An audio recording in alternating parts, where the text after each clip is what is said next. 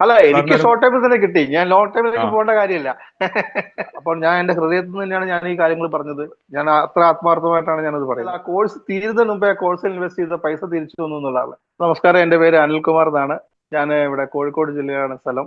ഞാൻ മാർക്കറ്റിംഗ് തന്നെയാണ് ചെയ്യുന്നത്, സെയിൽസ് തന്നെയാണ് എന്റെ ജോലി, അതുമായിട്ട് ബന്ധപ്പെട്ട് തന്നെയാണ്.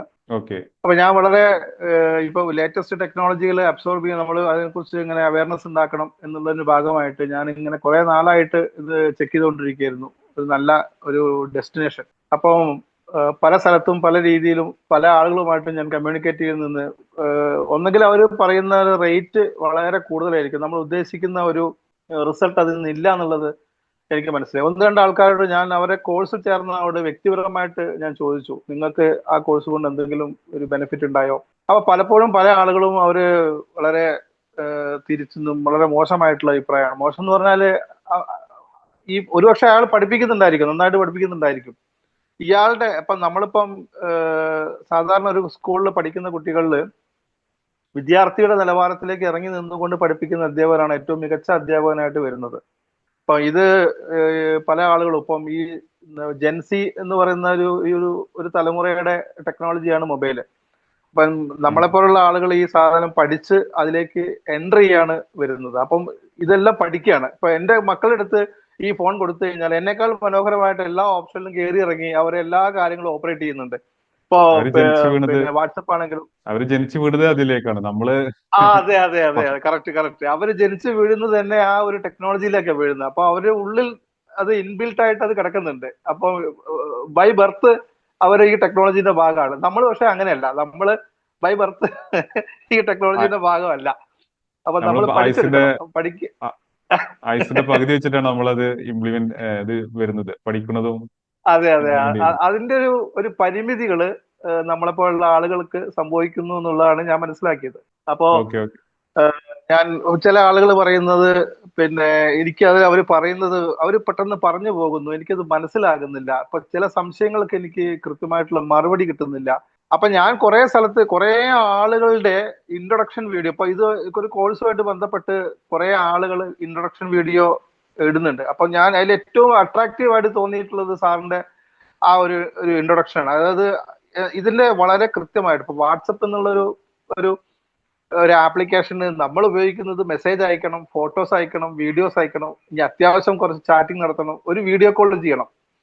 പക്ഷെ അതെ, ഇതിന്റെ അതെ. അപ്പുറത്ത് അതിൽ നിന്ന് കിട്ടാവുന്ന ഒരു ബിസിനസ് സാധ്യത എത്ര ഉണ്ട് എന്നുള്ളത് കൃത്യമായിട്ട് മനസ്സിലാക്കി തന്നു എന്നുള്ളതാണ് ഞാൻ മനസ്സിലാക്കുന്നത്. ഒന്ന്. രണ്ടാമത് ഫേസ്ബുക്ക്. ഈ മെറ്റ ആഡ്സ് എന്നും ആഡ്സ് മാനേജർ എന്നൊക്കെ പറഞ്ഞിട്ട് കടൽ പോലെ കിടക്കുന്ന ഒരു ഒരു ഒന്നാണ് ഈ ഫേസ്ബുക്ക് എന്നുള്ളത് പിന്നീടാണ് എനിക്ക് മനസ്സിലായത്.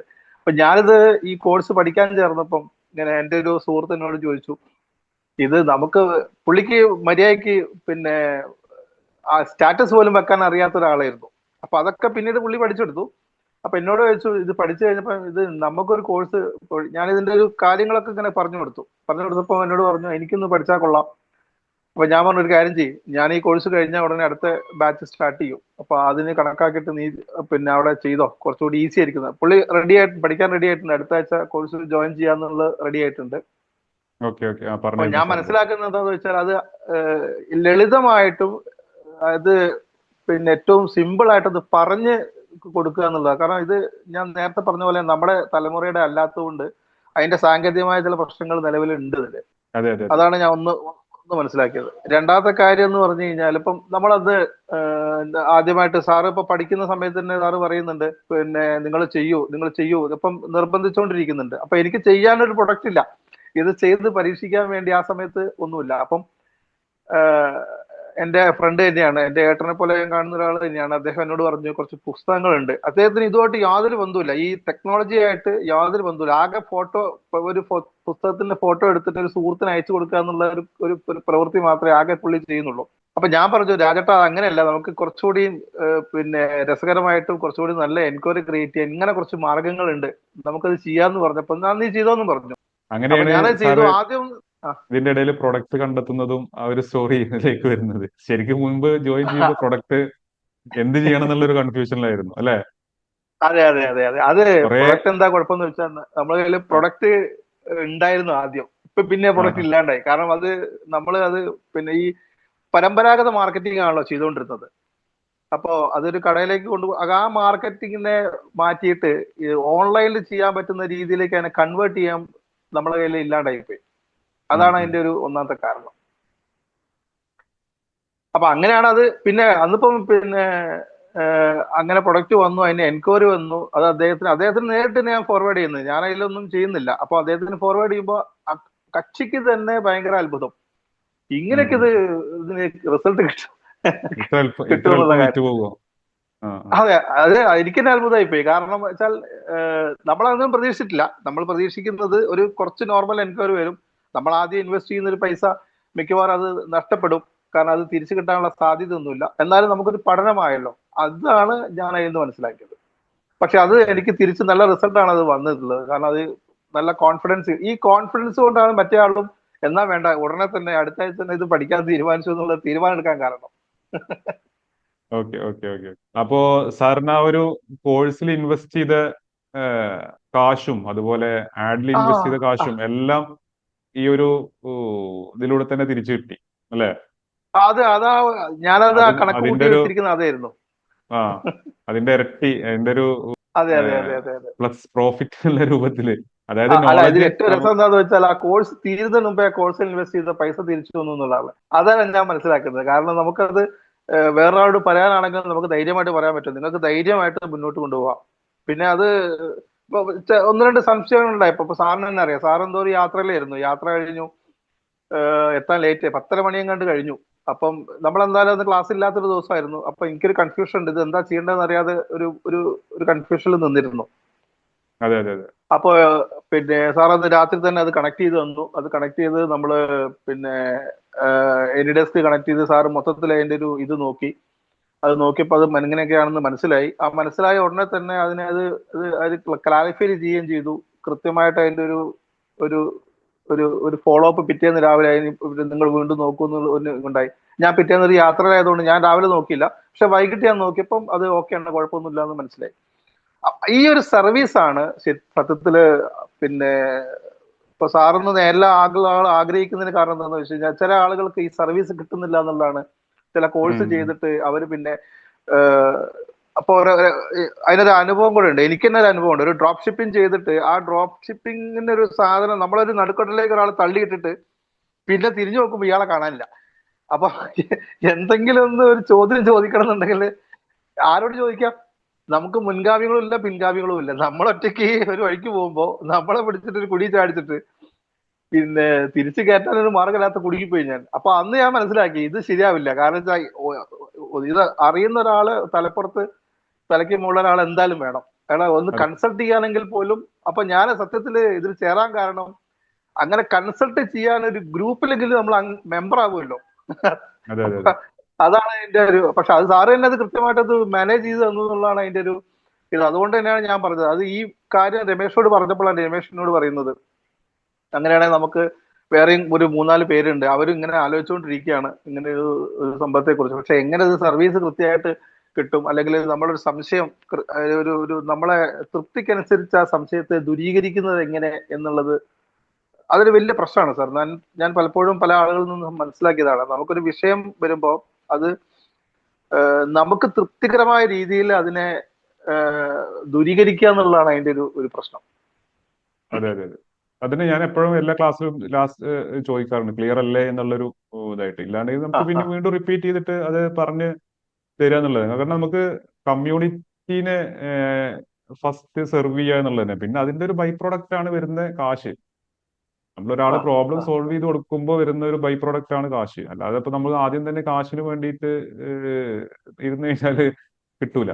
അപ്പൊ അല്ല, കമ്മ്യൂണിറ്റി എന്റെ അനുഭവത്തില് ഞാൻ സാറിന്റെ ക്ലാസ്സിൽ ചേർന്നിട്ട് അതില് എനിക്ക് കോഴ്സ് കഴിയുന്നതിന് മുമ്പേ ആ മുടക്കുമ്പോൾ എനിക്ക് തിരിച്ചു കിട്ടി എന്നുള്ളതാണ് എന്റെ അനുഭവത്തിൽ. ഞാൻ സാറിന്റെ ക്ലാസ്സിൽ ചേർന്നിട്ട് അതില് എനിക്ക് കോഴ്സ് കഴിയുന്നതിന് മുമ്പേ ആ മുടക്കുമ്പോൾ എനിക്ക് തിരിച്ചു കിട്ടി എന്നുള്ളതാണ്. അപ്പൊ അതുകൊണ്ട് അത് തീർച്ചയായിട്ടും ഇതൊരാൾക്ക് ഞാൻ ട്രയൽ അടിക്കുകയല്ലേ ചെയ്തത്. അപ്പൊ തീർച്ചയായിട്ടും അത് മറ്റൊരാൾക്ക് അത് ഉപകാരപ്രദമാണ്. കാരണം അയാളെ സംബന്ധിച്ചോളം അയാൾ ഇൻവെസ്റ്റ് ചെയ്യുന്നു എന്ന് വെച്ചാൽ അത് ഡെഡ് മണി ആയിട്ടല്ല പോണത്, അതൊരു ഇൻവെസ്റ്റ്മെന്റ് ആയിട്ടാണ് അവിടെ വരുന്നത്.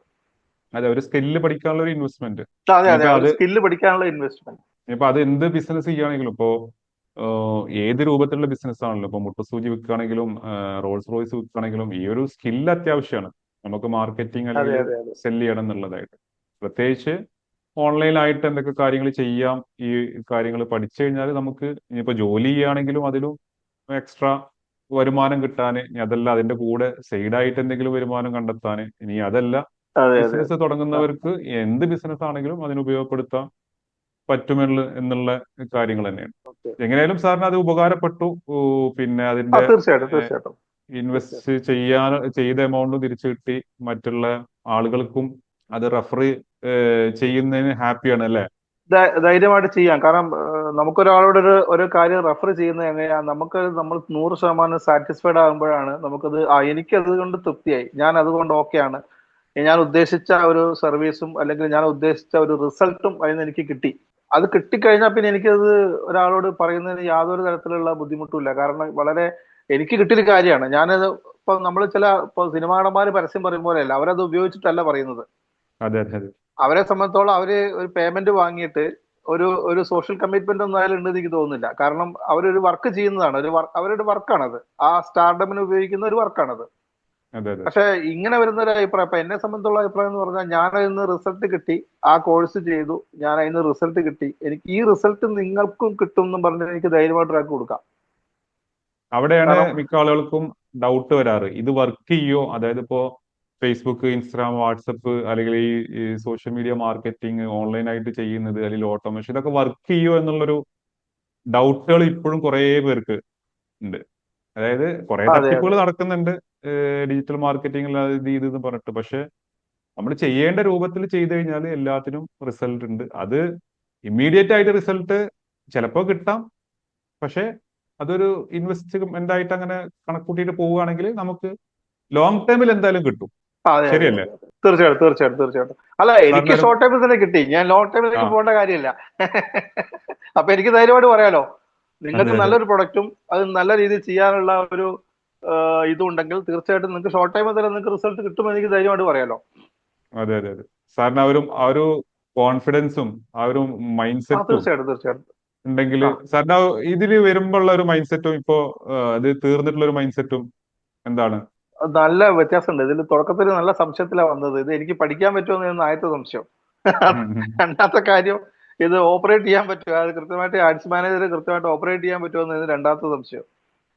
മൂന്നാമത്തത്, ഈ നമുക്കിപ്പം ചില പഞ്ചിങ് കീവേഡ്സുകൾ, പ്രൊഡക്റ്റ് എങ്ങനെ മാർക്കറ്റിലേക്ക് അത് കൊണ്ടുവരുമ്പം അത് അക്സെപ്റ്റബിൾ ആവും, അങ്ങനെയുള്ള കുറെ സംശയങ്ങൾ ഉണ്ടായിരുന്നു. അത് മൂന്നും ഓക്കെ ആയിട്ടുണ്ട്. അപ്പൊ ഞാൻ എന്റെ സുഹൃത്തോടും പറഞ്ഞത്, ഞാൻ നല്ല കോൺഫിഡൻസിലാണ്, ഇയാൾക്ക് വേണമെന്നുണ്ടെങ്കിൽ ഇയാൾ എക്സ്ട്രാ കോൺഫിഡൻസ് എടുത്തോ. കാരണം ഇനിയുള്ള ഈ ഒരു ടെക്നോളജി ഇനി പഠിച്ചില്ലെങ്കിൽ നമ്മൾ പിന്തള്ളപ്പെട്ടു പോകും. കാരണം ഞാൻ സെയിൽസ് ചെയ്യുന്ന ആളാണ്, മാർക്കറ്റിംഗ് ആണ് ജോലി. ഈ ടെക്നോളജി നമ്മളെ ഈ സിസ്റ്റത്തിലേക്ക് നമ്മൾ ചേർത്തില്ലെങ്കിൽ കുഴപ്പം എന്താന്ന് വെച്ച് കഴിഞ്ഞാല്, നമ്മൾ ഈ സിസ്റ്റത്തിൽ നിന്ന് തന്നെ ഔട്ടായി പോകും. കാരണം ഇപ്പൊ എല്ലാ കമ്പനികളും എല്ലാ ഫേമുകളും മൾട്ടിനാഷണൽ കമ്പനികളടക്കം അവര് ഓൺലൈൻ എന്ന് പറഞ്ഞിട്ടൊരു ഡിവിഷൻ തന്നെ തുടങ്ങിയിട്ട് അതിന് ആളുകളെ വെച്ച് അത് കൃത്യമായിട്ട് മോണിറ്റർ ചെയ്തുകൊണ്ടാണ് മുന്നോട്ട് പോണത്. നോർമൽ അതെ അതെ രീതിയിലുള്ള വർക്കുകളൊക്കെ ഏതാണ്ട് ഓഫ്ലൈൻ മാർക്കറ്റുകളൊക്കെ ഇങ്ങനെ കുറഞ്ഞുകൊണ്ടിരിക്കുകയാണ്. ഓൺലൈനാണ് ആൾക്കാർ, കാരണം അവരുടെ സൗകര്യങ്ങളാണ് പ്രധാനം. അവരെ വീട്ടുമുറ്റത്ത് സാധനം എത്തുന്നു, അവര് ഒരു കമ്പ്യൂട്ടറിന് മുന്നിലോ ഒരു ഒരു ടാബിന്റെ മുമ്പിലോ അല്ലെങ്കിൽ ഒരു മൊബൈലിന്റെ മുമ്പിലോ ഇരുന്നു കൊണ്ട് അവർക്ക് ഇഷ്ടമുള്ള പ്രൊഡക്റ്റുകൾ അവർ എടുത്തു നോക്കുന്നു, ആ പ്രൊഡക്റ്റ് അവർ പർച്ചേസ് ചെയ്യുന്നു, അത് അവരെ വീട്ടുമുറ്റത്ത് എത്തുന്നു. അതിനാണ് അതെ അതെ ഇനിയുള്ള പ്രസക്തി. കാരണം AI വന്നതോടുകൂടി ഒട്ടുമിക്ക ആളുകളുടെ പണിയും പോയിക്കൊണ്ടിരിക്കുകയാണ്. പ്രത്യേകിച്ച് ഈ തരത്തിലുള്ള ആളുകളുടെ ഒക്കെ പണികളൊക്കെ പോയിക്കൊണ്ടിരിക്കുകയാണ്. അപ്പൊ നമ്മൾ ഏറ്റവും പുതിയ ടെക്നോളജിക്ക് മാറിയില്ലെങ്കിൽ AI നമ്മളെ തൂത്തെറിയും, സംശയമൊന്നും വേണ്ട. അതെ അതെ അതെ അപ്പോ ഇത്രയാണ് സാറിന്റെ ഒരു ഫീഡ്ബാക്ക്, അതുപോലെ ആ ഒരു അനുഭവം ആ നമ്മുടെ കൂടെ കമ്മ്യൂണിറ്റിയിൽ നിന്നതിന്റെ അല്ല, ഒരു അനുഭവം. സാറിന്റെ കൂടെ തന്നെയാണ്, സാർ കൂടെ നിന്നോളാൻ പറഞ്ഞല്ലോ. അതായത് എന്നെ അതെ ഇനി അതെ കൈവിടില്ല എന്ന് സാർ പറഞ്ഞു കഴിഞ്ഞല്ലോ. അപ്പൊ പിന്നെ നമുക്ക് ഇനി സംശയമില്ല. എന്റെ കൂടെയുള്ള ഇത് ബാക്കി ആളുകളെയും കൂട്ടിയിട്ട് ഇവരെയും കൂടെ ഒന്ന് കൂടെ കൂട്ടണം എന്ന് പറയാണ് ഇനി അടുത്ത പരിപാടി. Okay okay okay okay anyway thank you so much for the kind words. ഇത്രയധികം നല്ല ഓക്കെ. വാക്കുകൾ പറഞ്ഞതിനും അതുപോലെ ആ ഒരു thank you sir, thank you sir.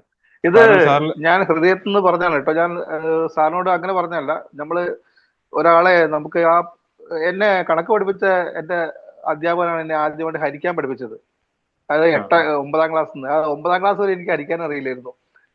അത് നമ്മുടെ ഒരു പരാജയമായിരുന്നു. കാരണം എനിക്കത് ഹരിക്കുന്നത് എങ്ങനെയാണെന്ന് കൃത്യമായിട്ട് ഒരാൾ പറഞ്ഞു തന്നില്ല. അതുകൊണ്ടാണ്. എന്ന് പറഞ്ഞ പോലെ നമ്മളെ ഏറ്റവും നന്നായിട്ട് പഠിച്ച ഒരാളെ നമ്മുടെ ഗുരുനാഥനായിട്ട് തന്നെയാണ് കാണുന്നത്. അയാളെ നമ്മൾ ജീവിതകാലം മുഴുവൻ ഓർക്കുക തന്നെ ചെയ്യും. ഒരു സംശയമൊന്നും ആ കാര്യത്തിലില്ല. അപ്പോൾ ഞാൻ എന്റെ ഹൃദയത്തിൽ നിന്ന് തന്നെയാണ് ഞാൻ ഈ കാര്യങ്ങൾ പറഞ്ഞത്. വേറൊരാൾക്ക് കൊടുക്കുന്നതും, അതായത് ഞാൻ അനുഭവിച്ച് എനിക്ക് റിസൾട്ട് കിട്ടിയ, ഞാൻ സാറ്റിസ്ഫൈഡ് ആയിട്ടുള്ള ഒരു പ്രൊഡക്റ്റാണ് ഞാൻ വേറൊരാൾക്ക് അത് റെഫർ ചെയ്യുന്നത്. ഞാൻ അത്ര ആത്മാർത്ഥമായിട്ടാണ് ഞാനത് പറയുന്നത്. Thank okay you sir, okay thank you. വളരെ നന്ദിയോടുകൂടി ഞാൻ സ്മരിക്കുന്നു. Okay thank you so much. Have a good day. Bye bye. Okay, thank you sir, thank U.